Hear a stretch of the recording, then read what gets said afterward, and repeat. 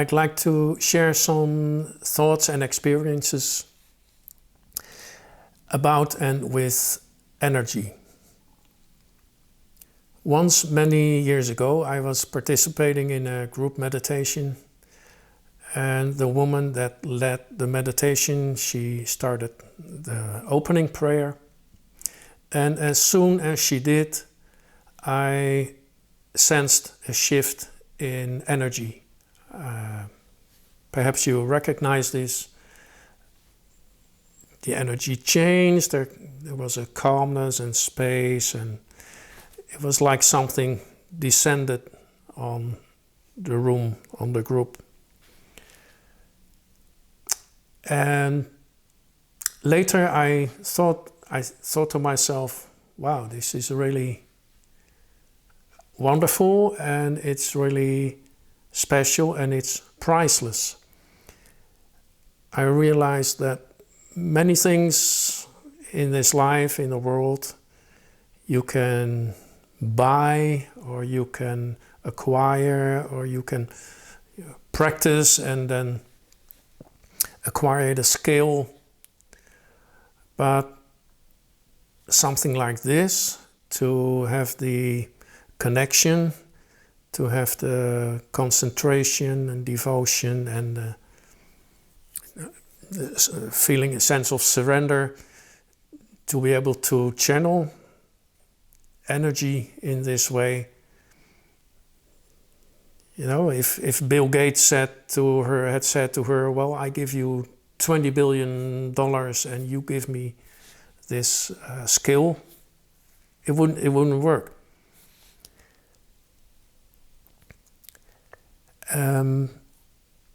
Perhaps you recognize also this experience. When I started receiving the lessons from SRF in 1987, initially I was just happy to receive them, and gradually I started to feel that when I was studying them, there was a certain calmness and a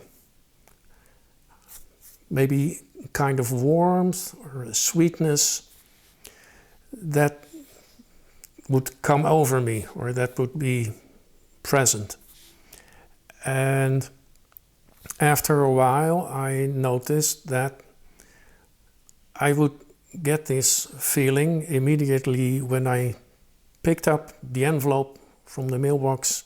I held it in my hands, and then I would sense this energy, or whatever it was. Now I was, and still am, I hope, someone who likes to be real, and I don't like to, just like you, of course, I don't like to fool myself. I don't want to create an experience. So I was skeptical, and I didn't want to believe right away that this had to do with Masters energy. But when I started to know other devotees, and I read more books about Master, I realized this was a kind of universal experience, and many people had it and have it. I remember a story from one of Master's direct disciples. When he came to Master, he remarked, when I read your autobiography, it felt to me as if the book was alive. There was so much power in it. And Master calmly replied, that's because it has my vibrations in it.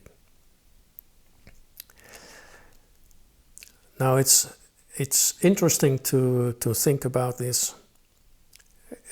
Well, it's more interesting to feel it, but it's also interesting to think about it, because I'm sure if you would examine a copy of the AOI, as the autobiography of a yogi is called, among devotees. If you examine a copy of the AY, I'm sure a scientist wouldn't find anything strange with the molecules of the paper or the ink. And probably his conclusion would be, well, you're probably imagining that this sensation because there is nothing in this book that is different from this other book or any other book that is made of this paper and this ink. Still,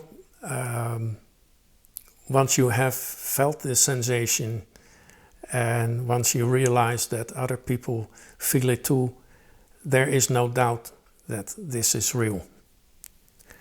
In a different video on this channel, I mentioned that the two things about Master that you cannot doubt are his love and his power. Likewise, there is no way, once you have felt it, that you can doubt that this energy is real, is there. Also, you can feel it clearly when you walk into a room filled with devotees who are either meditating or, well, you don't walk into the room once they're meditating, but a group of devotees that have come together to meditate or to chant or whatever. You come into the room and immediately you feel this incredible calmness, this welcoming warmth, this sense of stillness. I remember last year in Frankfurt when our president, Brother Yogananda, came to give a talk. There were maybe 700 people there. It was just an amazingly powerful energy. And even though a scientist would say, well, there is nothing wrong here with the gravity, I can't pick up any specific electromagnetic force. There's nothing wrong with the strong or the weak nuclear force here.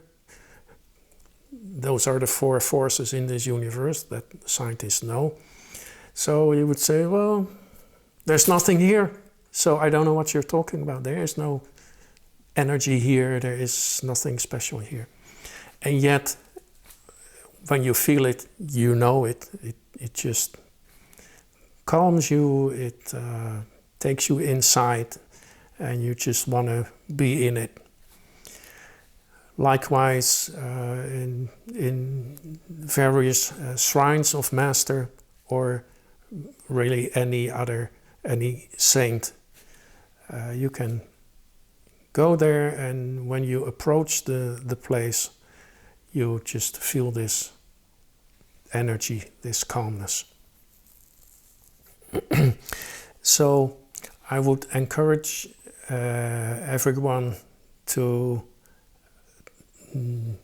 realize this is a possibility, this is there, and to develop your sensitivity to this. It's not something that is suddenly there like this. It's something that grows over time, and it's wonderful. It's magical, and it is like an assurance that no words or deeds can give you.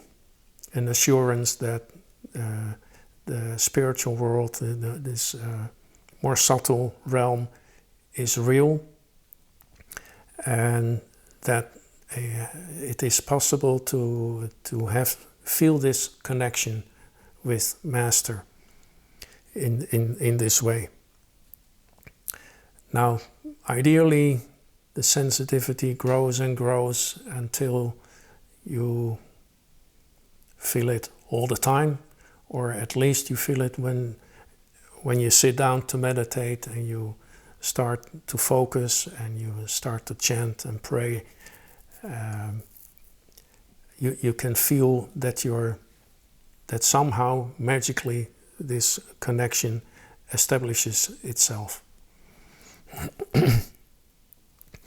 Now, if you don't feel this, please don't think that there is something wrong with you. There's nothing wrong with you, or maybe there is, but not for this reason.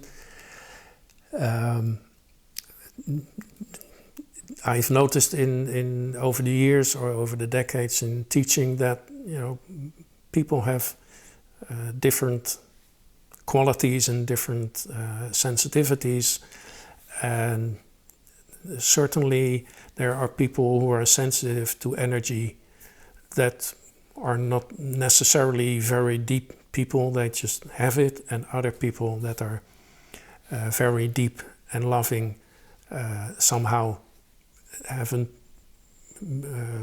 developed this sensitivity, haven't found the wavelength, so to speak, in themselves. So please don't feel there's anything wrong with you, but do feel that it is very much worthwhile to seek this sensitivity and to be open, even only mentally be open to the possibility of becoming aware of it. I'd like to close with a personal experience that was one of the most amazing experiences in my life that I've had. Excuse me. This was around the year 2000. At the time, I had just been made a minister in Ananda. I'm sure I'll talk about Ananda some other time. Anyway, Ananda is an organization of Yogananda devotees. And at the time I was the director of a small center community in Holland. Later I left Ananda. But on this occasion I was to initiate a woman into discipleship of Master. This is something that is done in Ananda and not in SRF, but that doesn't matter for the moment. So, because this was my first initiation, I was very serious about it. Well, I hope everybody is always serious about these things, but I was really preparing myself for this, and I was very much aware that this wasn't something that I had to do. I merely needed to be there available as a channel for whatever wanted or needed to flow through me. So I read all the instructions and I practiced, and then the day came and I read the vows and this woman repeated them after me, and then came the conclusion, which was a blessing, that transmitting the light, a touch of light. So I placed my index finger on her heart chakra and I concentrated and I offered myself as a channel for Master's light. And I was concentrating and I was feeling, I was feeling something, I don't know what, but I was feeling something, and I thought, well, this is going well, or I don't know exactly what I thought. I was just, in the moment. But I had this sense that, yes, this is okay. And after a while, the thought came, okay, a little more, and then I'll finish. And so for a little while more, I focused, and it was empty, and it was hopefully an empty channel, and suddenly I felt an enormous power, light, I don't know how to describe it, coming through me.